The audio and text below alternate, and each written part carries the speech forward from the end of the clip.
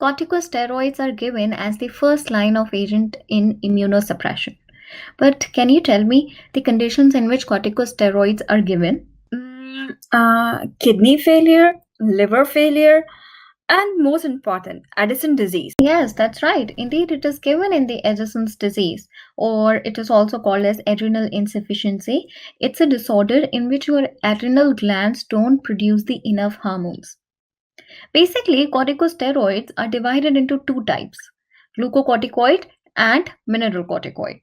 In glucocorticoid, the example includes hydrocortisone. Why glucocorticoids are so important? Because they affect the carbohydrate and protein metabolism. And always remember that they are synthesized in the cells of zona fasciculata and zona reticularis. Whereas in mineralocorticoid, the example include aldosterone, and it is synthesized in the cells of zona glomerulosa. How does hydrocortisone is regulated in your body?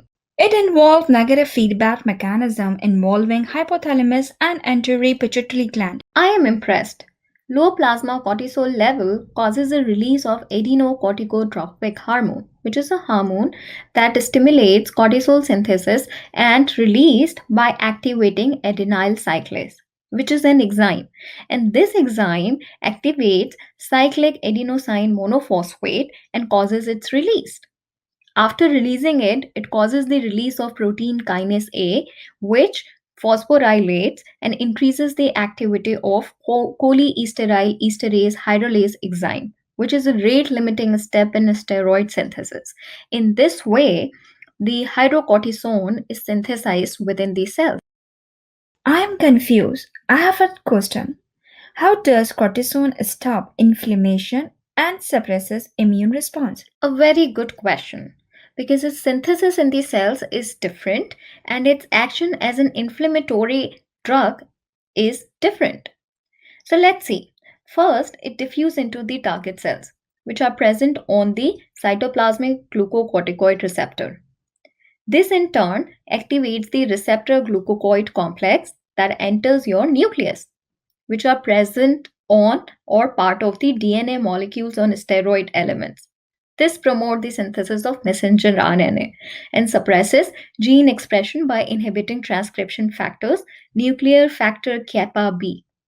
And that is how it suppresses the overall immune response and also suppresses the inflammation process. Oh, okay. Now I got it.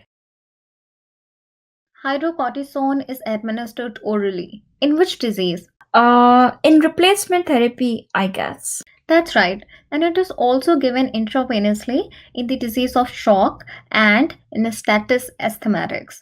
And topically, it is given in the form of two things. One is ointment and the other is enemas. In ointments, it is given in eczema, and in enemas, it is given in ulcerative colitis. Here is the catch and a very important question for you. Hydrocortisone is used widely. Why? Oh, okay, I think it's a difficult one. Let me crack the answer. Hydrocortisone is a synthetic glucocorticoid, and they are widely used because of three reasons. First, they have higher affinity for the receptors. Second, they are quickly inactivated. And third, they have no salt retaining property. Oh, great info. High doses of hydrocortisone can quickly damage your organ and produce serious side effects. I have a mnemonic to memorize that. RON present hamper projects to majority, where RON stands for rounded plethoric phase or the moon phase. Why? Because the fat is redistributed from the trunk and the extremities to the face.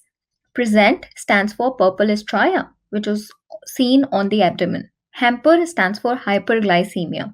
That's why it is not given in the diabetic patient. Project stands for protein loss, because the proteins they are excreted from the body and are not reabsorbed. And majority stands for muscle wasting because of poor absorption. Oh, this mnemonic is fun. Second division of corticosteroids include mineralocorticoid that has a potent use as immunosuppressive agent, and the subdivision include. Yeah, I know. Aldosterone. That's right. Aldosterone is produced by the adrenal cortex of adrenal glands, and it is essential for sodium conservation. In which organs? Kidneys, a salivary gland, sweat gland, and colon. Absolutely correct. Aldosterone has a major function in the homeostatic regulation of blood pressure, your plasma sodium, and potassium. And how does it work? It does so by acting on the mineral corticoid receptors that are present within the cells in the distal tubules of the collecting ducts of nephrons. It influences the reabsorption of sodium and excretion of potassium from and into the tubular fluids of kidney respectively. Long-term use of mineralocorticoid can cause serious side effects. But don't worry, I have a mnemonic to memorize it. Mary, not eat garlic with soya bean. Mary stands for menstrual irregularities, not stands for nausea and vomiting, eat stands for electrolyte imbalance, garlic stands for gynecomastia, and soya bean stands for Stevenson-Johnson syndrome.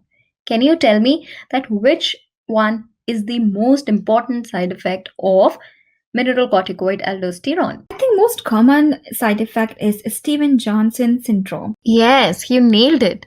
Stevens-Johnson syndrome is the most common and the serious side effect of the aldosterone, which is produced in 75% of the patients who are taking aldosterone.